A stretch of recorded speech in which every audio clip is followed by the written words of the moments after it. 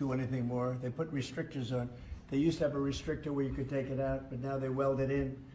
And you take a shower or wash your hands, whatever you do, including dishwashers where no water comes out. But you wash your hands, and in my case, I like to take a nice shower to take care of my beautiful hair. And I have to stand under the shower for 15 minutes till it gets wet. It comes out drip, drip, drip. It's ridiculous. And what you do is you end up washing your hands 5 times longer. So it's the same water. And we're going to open it up so that people can live, and we're going to hopefully have Congress approve it so it's memorialized. We're going to try and get all of these things, including straws, a little thing like straws. We did straws a month ago, where the paper straws were melting, they were dissolving, they weren't working well, and we went back to the plastic straws. We're going to get Congress to memorialize just about everything we've done here, because most of it's common sense. But the water is horrible. When you go into anytime you see a new faucet, you know it's going to be a long wash of the hands. And so we're changing. It's a big deal. I did it in the first administration. Biden came in his first week, and he had no idea what he was doing, but somebody told him to do it. In his first week, he put the restrictions on all the bathroom utilities. Even in areas that have so much water, they don't know what to do with it. You see those areas all the time with the flooding.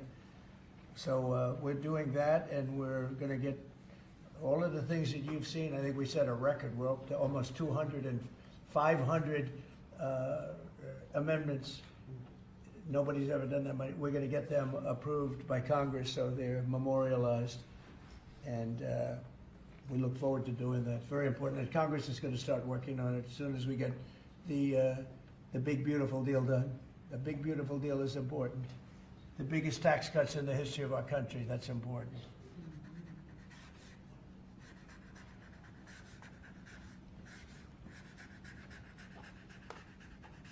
Okay.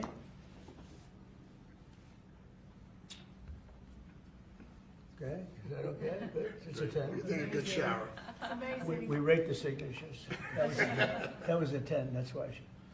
This is another executive order relating to deregulation, sir. There are a lot of regulations on the books that either promote monopoly directly or prevent new market entrants from entering into a given market. The net effect of that is very negative for consumers. So what this executive order is going to do is direct your departments and agencies to work with the FTC, with the Attorney General, with the Department of Justice, to ensure that the regulations we have on the books don't function as anti-competitive barriers to new market entrants. The net effect of all of that is going to hopefully be market forces that redound to the benefit of consumers and ordinary Americans as opposed to monopolistic businesses. I said yesterday he was a great, great student at Harvard before it went bad. It's gone really bad. Now they're teaching their students mathematics, basic mathematics. Can you believe it? So what does that mean? They're allowing people in that can't add 2 and 2? What's going on at Harvard? I went to law school there, sir, and it was pretty liberal when I was there, but it's gone way off the deep end in recent years. I don't know if you read that. They're teaching them basic mathematics, people that got accepted to Harvard. How come they got accepted if they don't have mathematics? And we're holding back $8 billion. Can we believe? We give Harvard $8 billion. And we're holding back Columbia. We're holding back a lot of the schools because they were woke. And they've hurt a lot of people. Okay? Thank you. Thank you, sir. Okay. There are a large number of regulations on the books. These are regulations that are currently in effect that we believe blatantly violate the law, blatantly violate Supreme Court precedent that otherwise are just blatantly illegal. So what this presidential memorandum does basically just directs the heads of your departments and agencies to follow the law and to cease enforcing regulations that are blatantly illegal or unconstitutional. It's a big deal.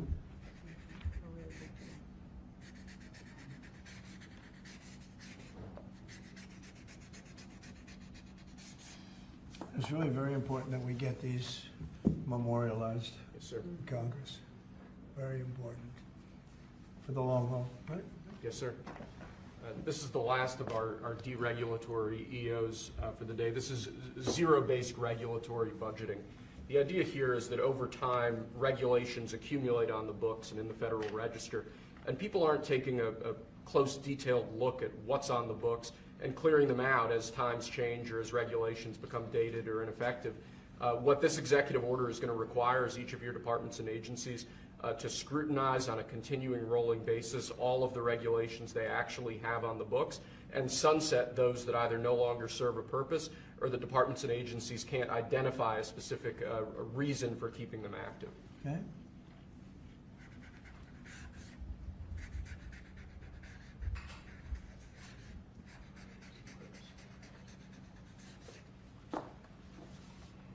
Okay.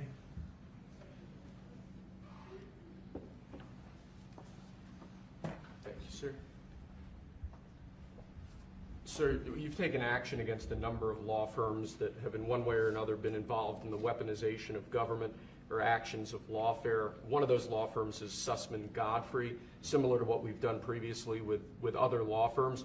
This is an executive order that takes certain measures against Sussman Godfrey to ensure that they can't access government resources, government buildings, scrutinizing certain aspects of their practices as a law firm, given their previous activities.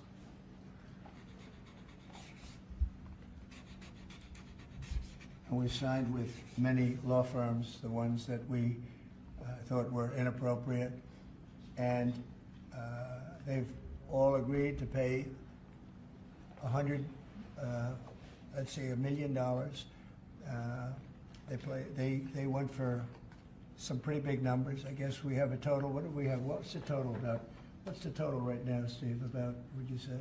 Getting close to probably 600-700 million now, I would think. We've multiple at 100 million, some at 125 million. So the numbers are adding up. We're going to be close to $1 billion soon. One at $40 million. Millions of dollars an hour. But they don't admit guilt.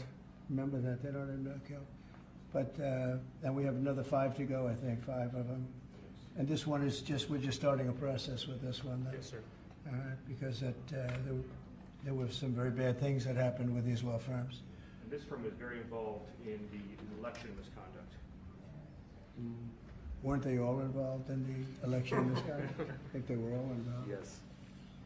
Anyway, so they went from $40 million to $125 million, and most of them are at about $100 million. Right? All right.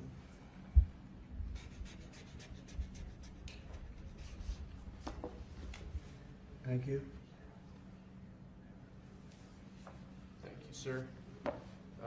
The next presidential memorandum we have for you relates to Miles Taylor. You may recall that Miles Taylor served in the Department of Homeland Security during your previous administration. In his capacity with the Department of Homeland Security, he leaked classified information. He wrote a book under the pseudonym Anonymous, making outrageous claims both about your administration and about others in it. What this presidential memorandum is going to do, one, it's going to strip any active clearance that he has in light of his past activities involving classified information. It's also going to order the Department of Justice to investigate his activities to see what else might come up in that context, given his egregious behavior during your previous administration. And I had no idea who this guy was. I had no idea. I saw him on CNN, or one of them, I guess CNN, a lot. He'd be on all the time, saying that the president is the president. I had no idea. It's like, you know, in this office you have a lot of young people, and they're here. I'll see him for 2 minutes, and I assume he was in the office, but I barely remember him. It was somebody that went out and wrote a book and said all sorts of terrible things that were all lies, and it was like he was this gentleman or that gentleman, like I dealt with him all the time. I had no idea who this guy. I said, who the hell is Miles Taylor? And he made a living on going on CNN talking about the president. And I think what he did, he wrote a book, Anonymous, said all sorts of lies, bad things. And I think it's like a traitor. It's like spying. He walks into the office. He's supposed to be sitting here. A lot of people, you know, I'll be here and there'll be 20 people standing in the room. There'll be oftentimes young people in the office. I assume he was one of them at least. but I didn't know anything about him. And he wrote a book, Anonymous, and I always thought it was terrible. And now we have a chance to find out whether or not it was terrible. But it was a work of fiction. Had a lot of publicity. Got himself a nice job with CNN or one of them. And I think we have to do something about it. You can't have that happen. If that happens to other presidents, it wouldn't be sustainable for other presidents. I seem to be able to sustain, but if that happened to other presidents, I mean, it's just unfair. And if it was a Democrat president, I'd say that's a terrible thing. A thing like that can happen. That's a terrible thing. And it's time to find out whether or not somebody can do that. Can they write a book about very confidential meetings, and because they happen to be one of a lot of people in a room, and they go out and write a book, and worse than that, call it anonymous, like it's a big deal, and everybody's saying, who is it, who is it, who is it? Then it was found out who he was a long time later, and he got a lot of publicity off that one. He's like a promoter. But we're going to find out whether or not somebody's allowed to do that. I think it's a very important case, and I think he's guilty of treason, if you want to know the truth, but we'll find out. And I assume we're recommending this to the Department of Justice. Yes, sir.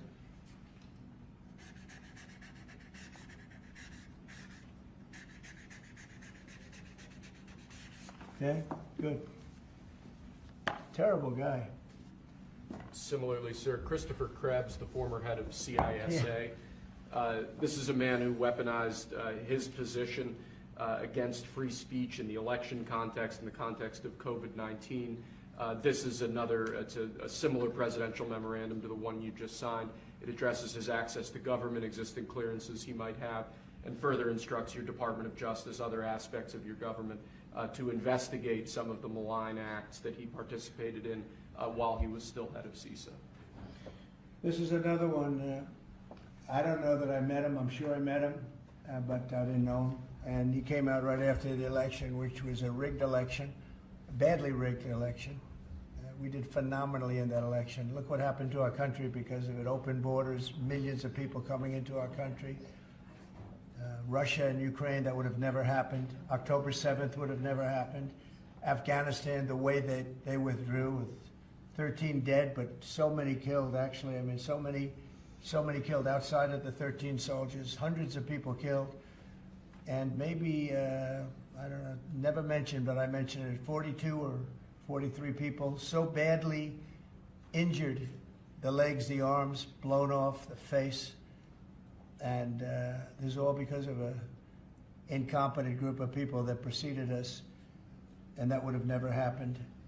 And this guy Krebs was saying, oh, the election was great, it was great. Well, it's been proven that it was not only not great. When you look at all these lawyers and law firms that are signing, giving us hundreds of millions of dollars, it was proven by so many different ways in so many different forms, from the legislatures not approving to the 51 intelligence agents that worked from all of the different scamming operations.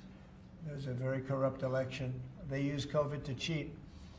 And we're going to find out about this guy too, because this guy's a wise guy.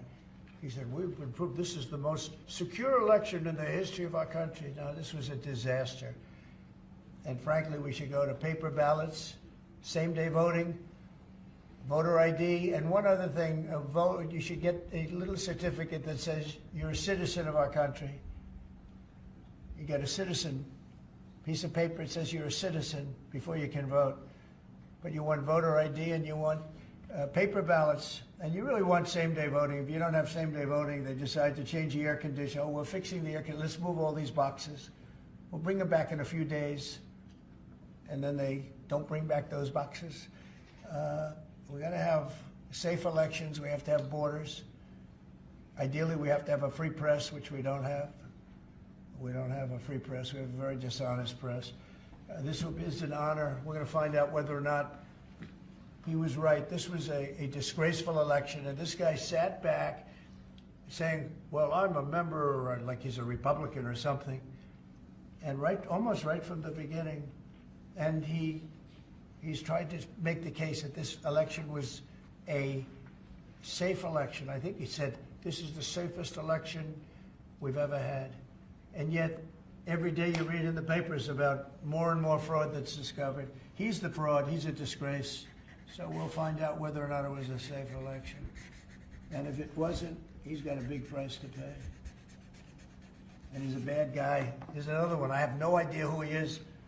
Krebs, I have no idea who he is. I'm sure he was in the room at some point, just like you're all in the room, but I have no idea who he was, so thank you very much. Those last two are very important, I think, for the country.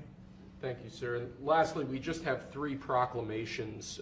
These are the sorts of things that most presidents use an autopen for. You obviously don't like using the autopen much, if at all. The first of these is National Former Prisoner of War Recognition Day. This is one that you did in each of, I believe, each of the previous the years of your previous administration, recognizes former prisoners of war. More generally, this proclamation is written to acknowledge the great steps you've made both in this administration and your previous administration on behalf of veterans, homeless veterans, others who have suffered in that way, and basically stating that it's a priority of your administration to ensure that veterans and homeless veterans are cared for properly. Good. And you know what, they ought to find out who was using that autopen, because whoever that person was, he or she was like the President of the United States, and I'm against autopens. I think autopens are not a good thing, especially when you're talking about documents like we're signing today. If he can't sign, then he can't be president. It's pretty simple. Let's see whether or not he could sign. But I think that should be tested. I really think that should be tested. It's another one. And you may think about it, because how can a man that, did he really know that when they gave all false information on the council, I mean, the whole unselect committee of political lunatics, they destroyed all the information. You can't get any information. They went for like a year and a half, almost 2 years, screaming and ranting and raving. Democrats plus 2 worse than Democrats. You had Cheney, Liz Cheney, and crying Adam Kinzinger, crying Adam. Every time I looked at him, he was crying. The guy was a crier. But you can't do that. You just can't do that. So we're going to find out a lot. I think we're going to find out a lot. These last 3 or 4 have been they've been very, very interesting. We'll see what happens. Sir. But I don't think a president should be allowed to use an autopen when they're signing very, important legislation. I think a president should sign it, not use an autopen. And we're going to find out whether or not he knew what the hell he was doing. I'm sure at this point he'll say, I signed it. They'll tell him what to say. But to give pardons to people that destroyed all the information. If you destroyed information on a civil case, just a civil case, not a criminal case, a civil case, they put you in jail for that. And they found out that Pelosi was the one that was in charge of the security of the Capitol, and she knew all about it, and she admitted her guilt to her daughter, who was a movie documentary person. I'm sure her daughter's not too happy about that. I'm sure Crazy Nancy's not too happy. But we found out all the things, everything. And we go for the information. Sir, we've destroyed all of that information. If I haven't destroyed it, I wouldn't be sitting here right now. I guarantee you that. I'd be sitting someplace else. So I think it's something that we should really look at, because that's so important. The whole concept of an auto pen, because whoever's, auto pens are run by somebody. Whoever ran the auto pen was President of the United States. And I would be willing to bet that Biden didn't know, probably didn't know anything about any of it. Very dangerous, very dangerous. So you're going to check that out, right? Yes, please? sir. We're working on it right now, sir. This is just another proclamation, sir, declaring National Crime Victims' Rights Week.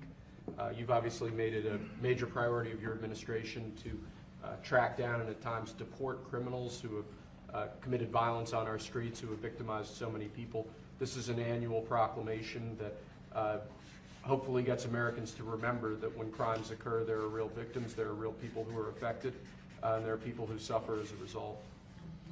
Okay, it's very important. Thank you. I just want to add, so we're working very hard with Democrats, the governor, with Matt Hall, with a lot of transportation, Sean, and all of the people trying to keep Selfridge Air Force Base open, strong, thriving, and I think we're going to be successful, Governor. I think we'll be very successful at that. We've gotten some good feedback from Pete Hegseth and Department of Defense, and they're talking about F-16s, they're talking about F-35s, you know, et cetera. That we're going to. It's a great piece of property. It's a great location, and it's a great step. So I think we're going to come back with a very good answer. We're also working on a certain fish that's taken over a beautiful lake called Michigan, right? And that's a tough one. That's a tough one. It's very. Do you want to just talk about that? Sure, Mr. President. Yeah. First of all, I want to thank you for caring so much about Michigan. We've been working a long time. We couldn't get Joe Biden to do anything about either one of these issues, particularly Selfridge Air Force Base. It'll be critical to Michigan's economy and our security when you're able to deliver us another mission there. But on the Asian carp, you know, for years, when Obama was there, we could never get anyone to do anything about this invasive species that's going to destroy our Great Lakes. You know how important recreational fishing and so much of that is to our state. Because of your work, we're hopeful that we'll get a solution there and we'll get that barrier built so we can protect our Great Lakes. So thank you, Mr. President. And they're very powerful fish. I mean, I see them, they jump out of the water, they jump at the fishermen. I mean, I've never seen anything like it. And has this gotten into any of the other lakes yet? Because you would think it would be pretty easy because they're all sort of connected. Hey, Governor? It's why we're working so hard to make sure that, you know, we work with the Army Corps and erect a barrier so that the Asian carp can't get into Lake Michigan. It'll devastate the ecosystem, the economy, tourism, and it's 20% of the world's fresh waters in the Great Lakes, Mr. President, which is why it's so important that as a nation we protect the pristine waters. Yep. And, you know, all of a sudden, I assume the lakes are all interconnected, right? Yeah. So at some point, they're going to be in the other lakes.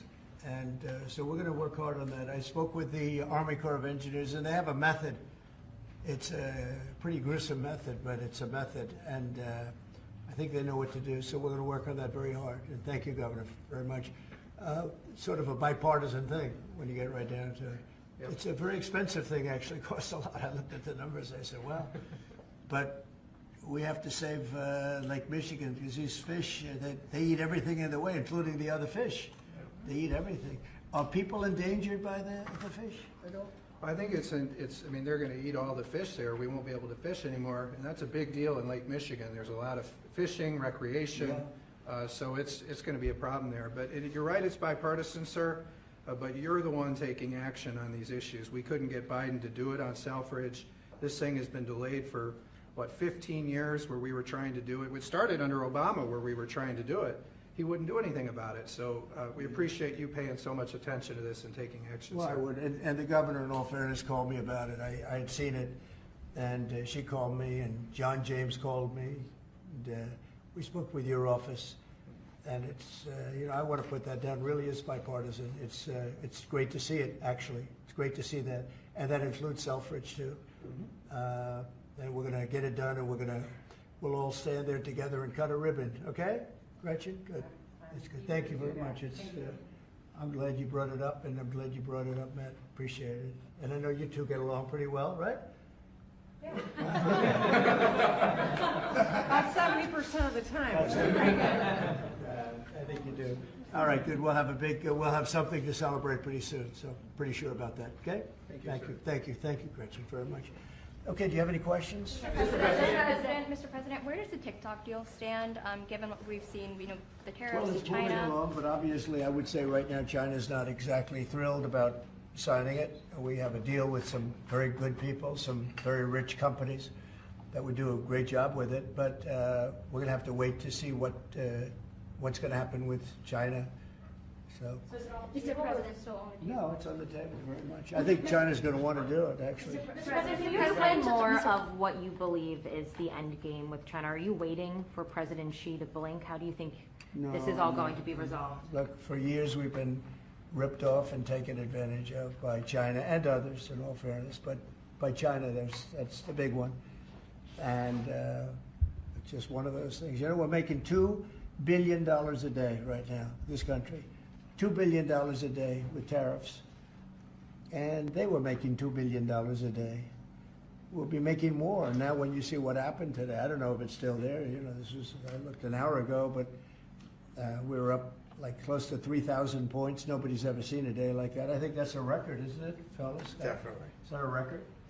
Who would have thought we were going to have a record like that after watching? But because the geniuses of the world, they get it. Our country is very strong. We were left a very, very weakened country, both economically, financially, because of all of the tariffs and all of the other companies just raiding us and ripping us off. And also at the border where 21 million people were allowed to come in. Many of those people were criminals. And but the people that do this for a living, and some of them are very smart and some of them aren't smart at all. But these guys are very smart, and my group is very smart. My whole group is smart. And you've done so amazing on the border. I read the other day that there were 9 people and hundreds of thousands 2 years ago with Biden, and we had 9. We had it down to 9, and they were all let in for medical reasons. They were in bad shape. We let them in for medical reasons, not even for anything else. So you've been amazing. But that's a big thing. I think it's one of the greatest problems that I've never seen anything like it. Open borders. The whole world was emptied out. Prisons from all over the world, from the Congo in Africa, from Africa to Asia, a lot in South America, but it wasn't just South America. Prisons emptied out. And I said it outside with the drivers before, but El Salvador has been amazing, a job that the president's done. He's coming to see me next week, and we look forward to that. But that's really been amazing. Yes? Mr. President, the EU also announced increases in tariffs today.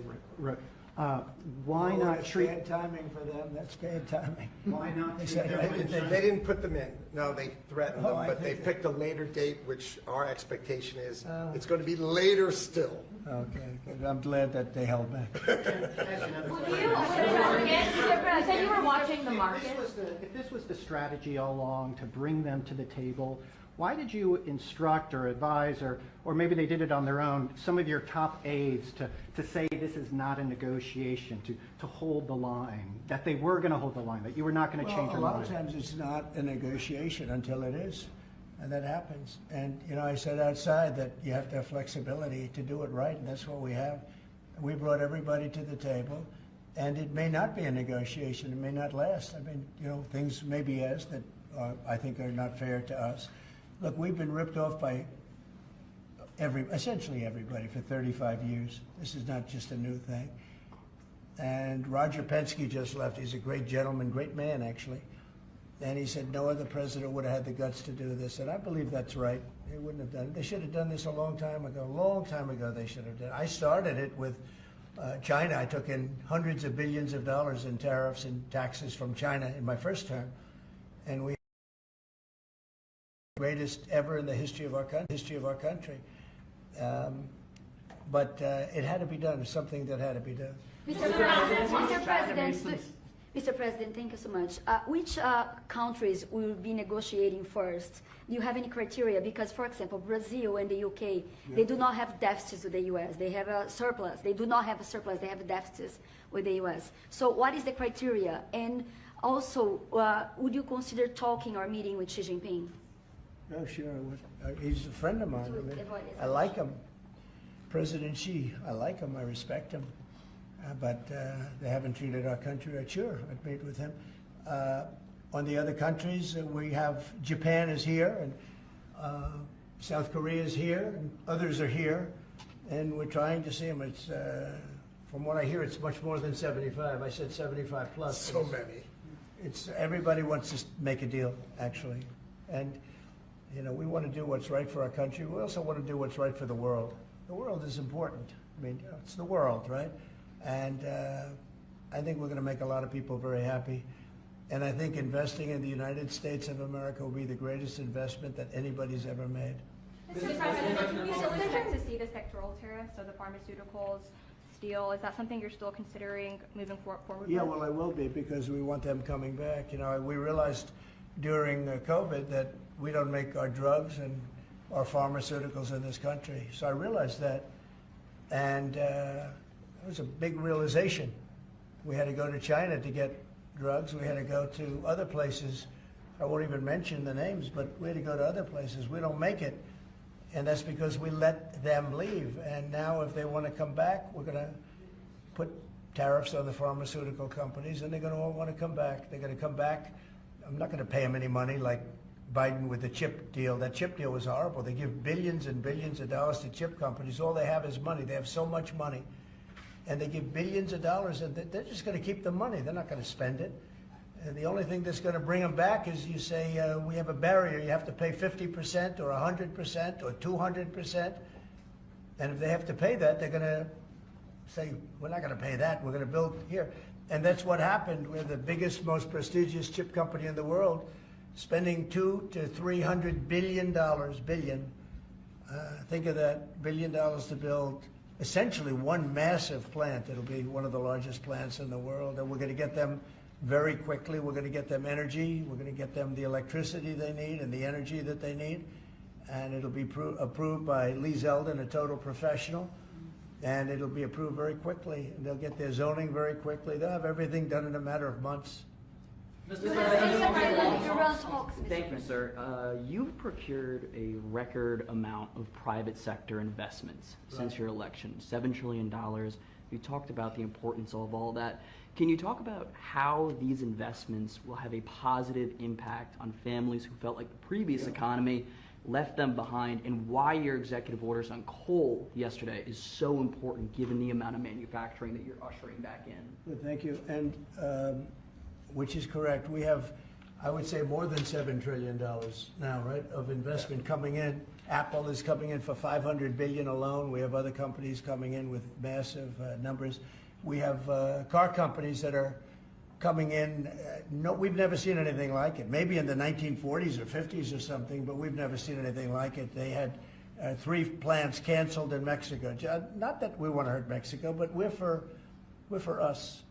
And that's what my job is. It's not to take care of other countries, but I want to help other countries as much as I can, but we have to take care of America first, and it's about America first. So we have many, many companies coming in that would have never come in if we didn't win the election and then put the tariffs on.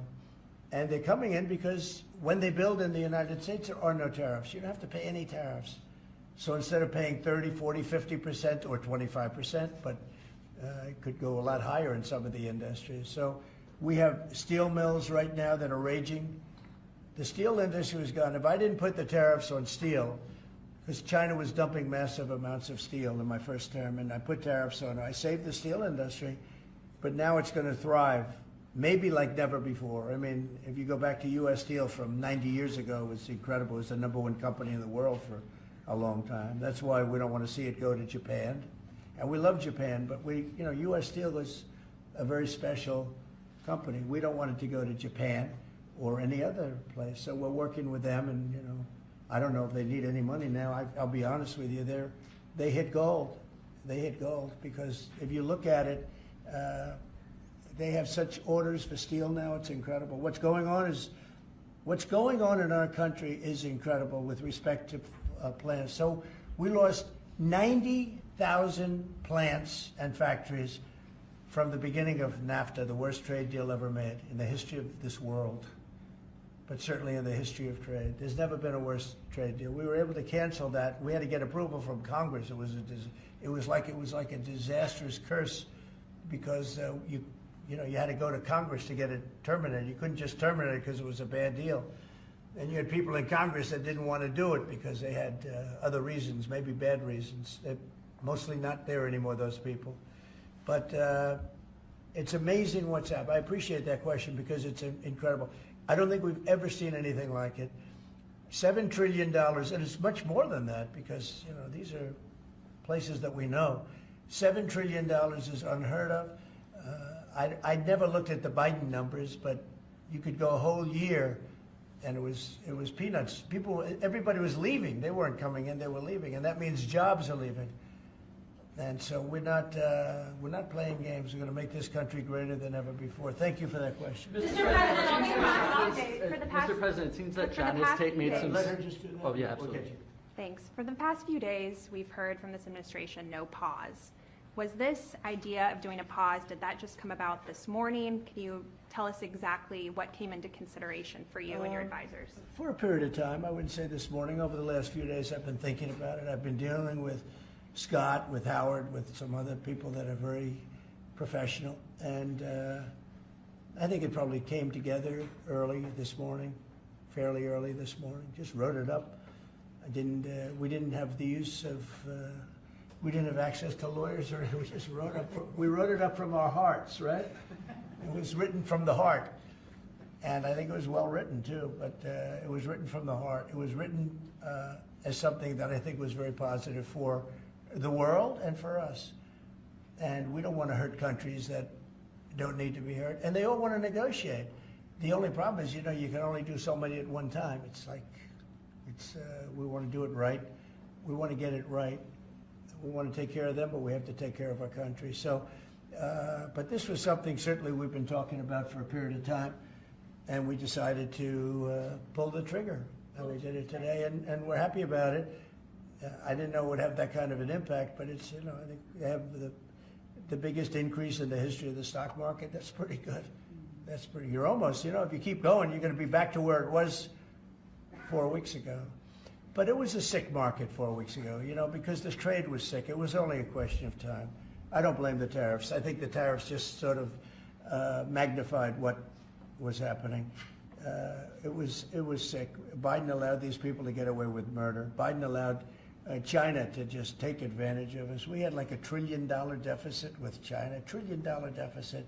So that was going to only be a matter of time. I think the tariffs brought it out faster, and they magnified the problem. But I think this was a problem that existed far beyond tariffs. This was a systemic problem, and we're going to cure that problem. And maybe to a large extent we have, because we've revealed it, and we've revealed it very strongly. Yes, sir, please. Thank you, Mr. President. So it seems China's made some serious missteps here in these negotiations, and Secretary Bessent said earlier you may have goaded them into a tough position here. I'm wondering, are you in a way putting together a coalition against China in terms of trade here? No. Well, China, look, they're very capable, and I don't blame China for what happened. I blame the people sitting right at this desk, right behind this desk, or another desk. You get your choice of 7. I happen to pick the Resolute. But I blame the people sitting behind in this chair, behind this desk, for being stupid, incompetent, or not having courage. This should have been done years ago. This should have been done before Obama, in all fairness. Not only Biden, Obama. This should have been done many years ago. This started with the World Trade Organization, which was owned by China. It was owned and paid for by China. They didn't even have to do things. They considered them a nation that was undeveloped. They said they were a developing nation. Well, we're a developing nation too, if you think about it. Look at our inner cities. Look at what's happened. I think we're starting from ground zero there, right? So we're a developing nation too. No, I don't. I know it's a lot of people take heat for saying it, but I blame the people sitting at this desk more than I blame China. If China can get away with what they got away with taking hundreds of billions and trillions of dollars right out of our pocket, because our people here were stupid. They were stupid people.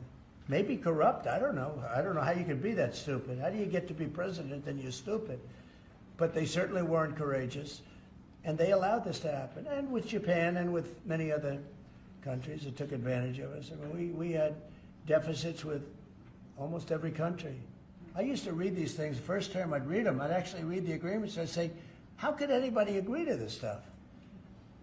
So certainly they were rough, and they were tough, and they were smart, and you can blame them, but I really blame the people that allowed them to do it, because if you could read first grade and you could read these agreements, you'd say, these are terrible deals. I actually used to say, who would allow deals like this to be made for our country? And maybe it's people that didn't care. Maybe it's people that weren't courageous. Maybe it's people that were corrupt. I don't know, but I blame those people more than I blame anybody else. You've been very specific in saying that you would like the EU to purchase U.S. energy. Is there something specific that you would like China to do? Well, you'll be hearing about that, yeah. There are a lot of things I'd like China to do. Are there some examples? There are a lot of things that I want China to do, and I'll be telling China what that is. Not you, but I'll be telling China.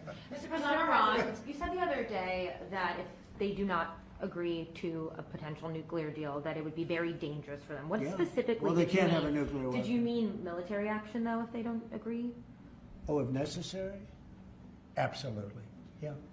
And do you have a deadline for these Yeah, talks? I do. And You're talking about with Iran? Yes. Yeah, I They're do. saying it's not Do you want something negotiable. definitive this weekend, or do you see this as the start of a process? It's a and- start.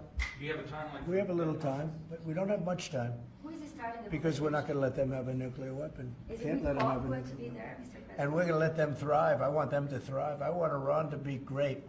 The only thing they can't have is a nuclear weapon. They understand that. When is You know, the people are so incredible in Iran, and they're so smart. They're very smart people. But, you know, they're in a rough situation, rough regime. But they understand, and the leaders understand. Mr. And I'm President, not asking for much. I don't, they can't have a nuclear weapon, and I've said that. And I was a little bit surprised, because when the election was rigged, I figured they'd get the weapon, because with me they were broke. They were broke. They had no money because of the sanctions. Nobody could buy oil. We did that to Venezuela just recently, and we'll do it to other countries if we have to. When is the clock I want running to on see. this? I want to see Russia and Ukraine make a deal. They got to make a deal. When schools get blown up and bad things happen, like I'm hearing about, it's no good. I hope we're going to make a deal with Russia and Ukraine. But with Iran, yeah, if it requires military, we're going to have military. Israel will obviously be very much involved in that. He'll be the leader of that. But nobody leads us. We do what we want to do. When would the clock run out on the talks? Before Say- you might, when would the talks need to conclude before you might do military? I can't really be specific, but you know, when you start talks, you know if they're going along well or not. And I would say the conclusion would be when I think they're not going along well.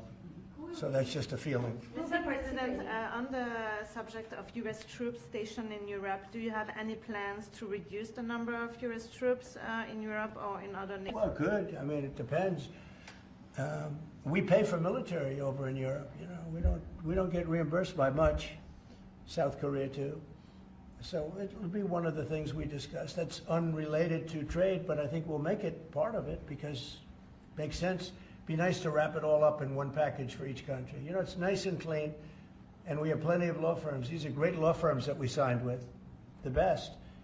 And I think part of the way I'll spend some of the money that we're getting from the law firms, you know, in terms of their legal time, will be, if we can do it, I think we can do it, using these great law firms to represent us with regard to the many, many countries that we'll be dealing with. We'll have good lawyers representing us, but we want to have good lawyers, and these are the best, considered the best lawyers in the world, right? I mean, considered the best in the world. I don't know. They just went off a little bit. Mr. President, two questions. On Iran, do you have an update on who will be participating or conducting these conversations? Will Witkoff be there on Saturday for these direct talks? And on China, some economists are saying that right now is technically embargo on China with 125% tariffs. Are you concerned of escalation beyond the trade war with China? No, I'm not concerned. I think President Xi is a very smart guy, and I think we'll end up making a very good deal for both. But, you know, we've been treated so badly for so many years. Again, we allowed that to happen. We've been treated so badly for so many years. But, no, I don't expect that. I think President Xi is one of the very smart people of the world, and I don't think he'd allow that to happen. And we're very powerful. This country's very powerful. Let me tell you, it's far more powerful than people understand. We have weaponry that nobody has any idea what it is, and it is the most powerful weapons in the world that we have. More powerful than anybody even, not even close. So nobody's going to do that, but I think that if that's what you're referring to, maybe it's not. But just in terms of basic escalation, which is what you said. No, I think that President Xi is a man who knows exactly what has to be done. He's a very smart man. He loves his country. I know that for a fact. I know him very well. And I think he's going to want to get to a deal. I think that's going to happen. We'll get a phone call at some point, and it'll be off to the races. It'll be a great thing for them. It'll be a great thing for us. It's going to be a great thing for the world and for humanity. Do you have plans to meet with Putin in Saudi Arabia? At some point, I will. At some point. In Saudi We'll have to Arabia? see. I mean, we have to get there right now. You know, we got to get there. In the meantime, they're losing 2,500 on average young people every single week. Think of that. 2,500 people a week. It's not even conceivable. We got to get there fast. Do you think Say a couple of more. Yes. Do you have to increase tariffs on China even more before they come to the table or give you a I phone call? can't imagine it. No, I can't imagine. I don't think I'll have to do it. I don't think we'll have to do it more. We calculated it very carefully. By the way, when you hear 100, a lot of people charge much more than that. Canada charges much more than that to our farmers, our dairy farmers. Many people charge much more than 100 or 125 in this case. But I don't, it's still a significant number. I don't see that again. On the investigations. Yeah, please. Yeah, Mr. President. So do you think some of your tariff critics would prefer, to see the United States go through turmoil than to actually see it succeed just because they are your policies? You mean just leave the tariffs the way they are now and just relax, right? Some people have said that. Look, again, we're making, it'll be soon, much more than $2 billion a day. That's not the worst thing that I've ever heard. So yeah, some people say that. But, we look at the other side too. I think as the United States, we have an obligation to look also at the other side. We want what's good for everyone. I mean, it's America first, but we also want to make sure there's a world that can live happily and all of that. And so, this is the way I look. No, but there are people that say, look, where we are now, I've been in worse positions in my life than making $2 billion a day plus, right? It's really plus. Thank you very much, everybody. Thank you, Press. Thank you, Press. Head it out. Thank you very much. The markets are what really changed your mind when it came to The markets right now are extremely good. Thank you. Thank you, Press. Thank you. You helped me a lot. I did, and you made me speaker, so thank you, Mr. President. That's good too. And Gretchen, I think everybody knows. So we're working on that very hard, and I think we'll come home with a winner for Michigan, okay? I just spoke with the Secretary of Defense. Sometimes we call him the Secretary of War. It used to be called the Secretary of War. They changed it when we became a little bit politically correct. But I think we're in great shape. We're going to be in great shape. So thank you very much for being here. Thank you very much, Matt. Congratulations. Great job. So we'll start with the first orders. And I think we have one for a man named Mike Huckabee. Does anyone know Mike Huckabee? Yes, sir. He's going to be a great ambassador to Israel. And they're thrilled to have him, that I can tell you. Go ahead. Yes, sir. So the Senate confirmed Governor Huckabee to be your next ambassador to Israel earlier today. That's his commission as ambassador. And then we also have a transmittal letter to the President of Israel requesting that he accept Ambassador Huckabee's credentials. He's going to be fantastic. He's going to bring home the bacon. And then Even though bacon isn't too big in Israel. That's just the third letter. I had to clear that up. Well said. Okay. Thank you, sir. Congratulations to Mike. Huckabee. Next, sir, this is a big one. As you've consistently identified, restoring our maritime dominance as a nation is very important. From shipbuilding to having a merchant marine that's capable of supporting American military efforts, really up and down the line, restoring maritime dominance has been a priority of this administration. This executive order, which was prepared primarily by your National Security Council staff and National Security Advisor Waltz, has a number of very significant policy steps, all aimed at restoring American maritime dominance and ensuring that we have the shipbuilding capacity and ability to compete globally, both militarily and in the civilian space as well. And that could be a good one for Michigan too, because we're going to be spending a lot of money on shipbuilding. We're way, way, way behind. We used to build a ship a day, and now we don't do a ship a year practically, and we have the capacity to do it. So we'll talk to you about that. Okay, Matt? You think about that. That's a natural.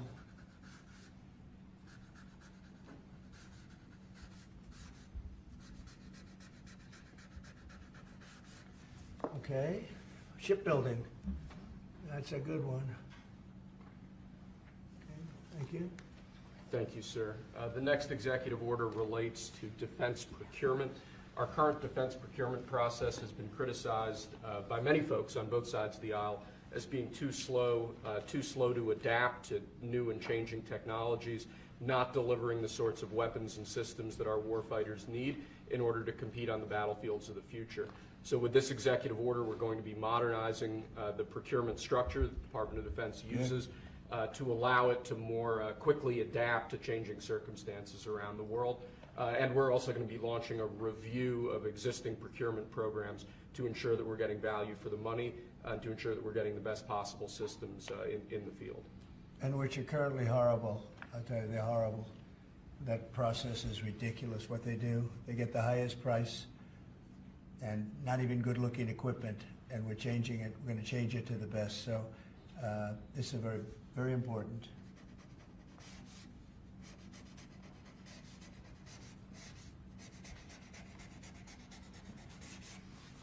I want to say hello to Brooke. Well, look at Brooke. She got the cost of eggs down 87%. 87%, Governor. We have somebody that's done a great job at Department of Agriculture, and Kristi Noem, who perhaps a few of you have heard of. She has done the most unbelievable job as somebody that's watching over our country at the border, and with Tom Homan and your whole staff of tremendous people. So thank you. Who would think that she is like meant for that job, huh? She's meant for it. So I just saw you there both. Thank you very much. Thank you. Okay. We'll do it later, please. Thank you, sir. Lastly, in the defense space, one persistent issue that we've had in terms of the issue of foreign defense sales, that we're unable to provide weapon systems in a reliable, effective way to key allies of ours, and a key driver of that is inefficiencies and inconsistencies with the process by which we approve foreign military sales.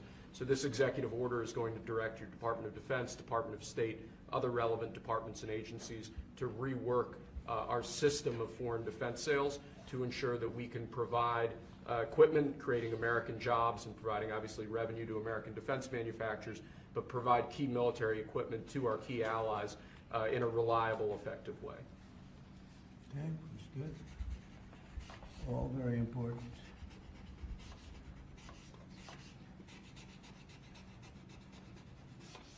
Okay? Because our budget is just about approved, and it's a big budget, and we want to spend the money properly, get the best equipment in the world. We rebuilt our military during my first term, rebuilt it entirely, beautiful. And then some was given away to Afghanistan so stupidly, the most embarrassing day in the history of our country, I think. But it's still, we have to fix it up a little bit, and that's what we're going to do. We're going to do a good job of it too. Thank you. Next up, sir, we have a series of executive orders and a memorandum all relating to deregulation, which has obviously been a major priority of your administration. The first of these is an executive order. The Biden administration launched what you've called a war on showers. They had certain regulations that basically killed the water pressure of showers and other water appliances. You can say it. Go ahead. What are the appliances? I mean, it's everything, sir. Sinks and toilets, dishwashers, toilets, sinks. But the shower heads are a huge deal. There's no water. You don't get water. It's ridiculous. So with this executive order, we're effectively going to be reversing that set of regulations to ensure that Americans have choice in the consumer market. If they want a low-flow shower head, they can buy one. If they want They a don't. real deal shower head, Nobody they wants should it. have the ability to get one. You buy a new house, you pay a lot of money, and the developers, you're not allowed to do anything more. They put restrictors on. They used to have a restrictor where you could take it out, but now they weld it in. And you take a shower or wash your hands, whatever you do, including dishwashers where no water comes out. But you wash your hands, and in my case, I like to take a nice shower to take care of my beautiful hair. I have to stand under the shower for 15 minutes till it gets wet. It comes out drip, drip, drip. It's ridiculous. And what you do is you end up washing your hands 5 times longer. So it's the same water. And we're going to open it up so that people can live, and we're going to hopefully have Congress approve it so it's memorialized. We're going to try and get all of these things, including straws, a little thing like straws. We did straws a month ago, where the paper straws were melting, they were dissolving, they weren't working well, and we went back to the plastic straws. We're going to get Congress to memorialize just about everything we've done here, because most of it's common sense. But the water is horrible. When you go into anytime you see a new faucet, you know it's going to be a long wash of the hands.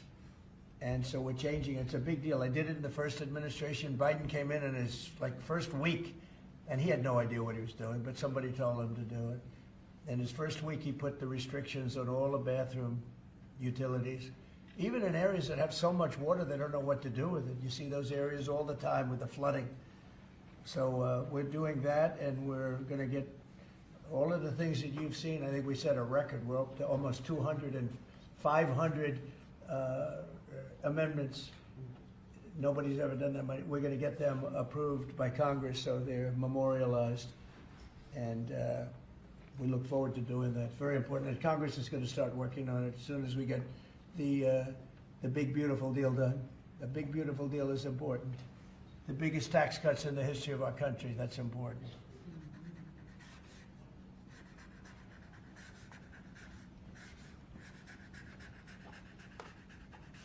Okay.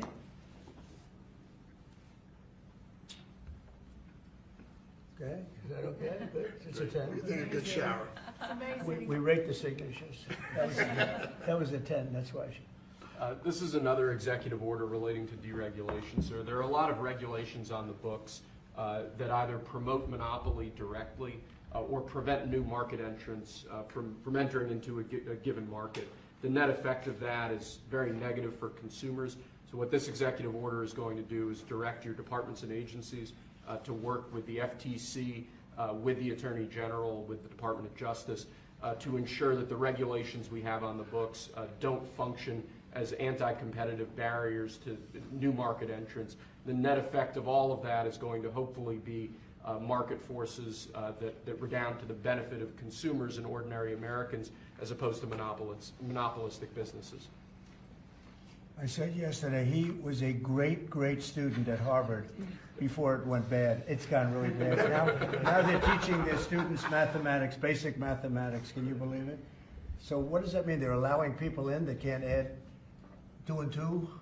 What's going on at Harvard? I went to law school there, sir, and it was pretty liberal when I was there, but it's gone way off the deep end in recent years. I don't know if you read that. They're teaching them basic mathematics, people that got accepted to Harvard. How come they got accepted if they don't have mathematics? And we're holding back $8 billion. Can we believe? We give Harvard $8 billion. And we're holding back Columbia. We're holding back a lot of the schools because they were woke. And they've hurt a lot of people. Okay? Thank you.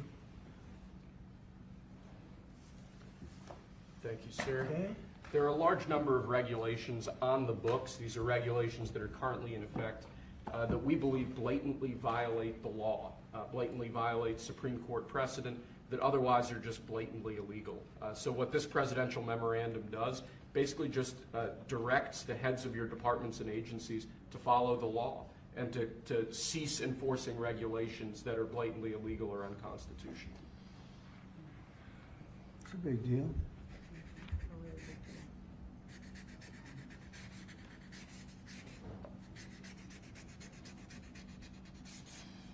It's really very important that we get these memorialized. Yes, sir. Congress. Very important for the long haul, right? Yes, sir.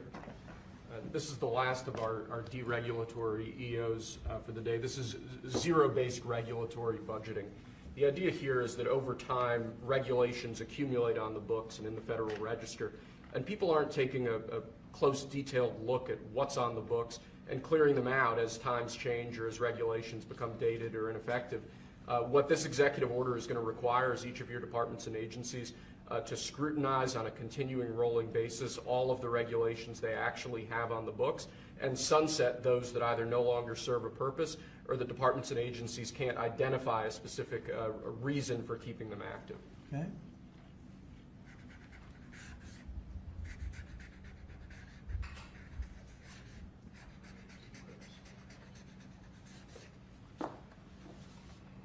Okay.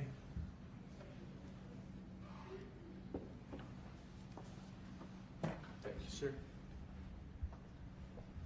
Sir, you've taken action against a number of law firms that have in one way or another been involved in the weaponization of government or actions of lawfare. One of those law firms is Sussman Godfrey, similar to what we've done previously with other law firms.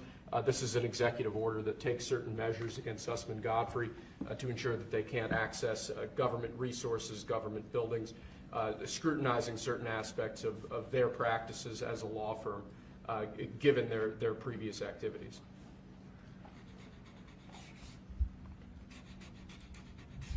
And we signed with many law firms, the ones that we thought were inappropriate, and they've all agreed to pay $100 million.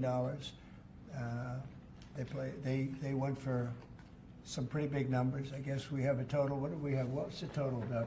What's the total right now, Steve? About, would you say? Getting close to probably $600-700 million now, I would think. We've multiple at 100 million, some at 125 million. So the numbers are adding up. We're going to be close to $1 billion soon. One at $40 million. Millions of dollars an hour. But they don't admit guilt. Remember that, they don't admit guilt. But, and we have another 5 to go, I think, 5 of them. And this one is we're just starting a process with this one. Yes, sir. Because there were some very bad things that happened with these law firms. And this firm was very involved in the election misconduct. Weren't they all involved in the election misconduct? I think they were all involved. Yes. Anyway, so they went from $40 million to $125 million, and most of them are at about $100 million, right? All right.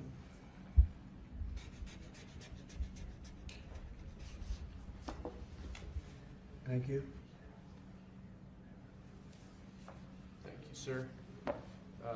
The next presidential memorandum we have for you relates to Miles Taylor. You may recall that Miles Taylor served in the Department of Homeland Security during your previous administration. In his capacity with the Department of Homeland Security, he leaked classified information. He wrote a book under the pseudonym Anonymous, making outrageous claims both about your administration and about others in it.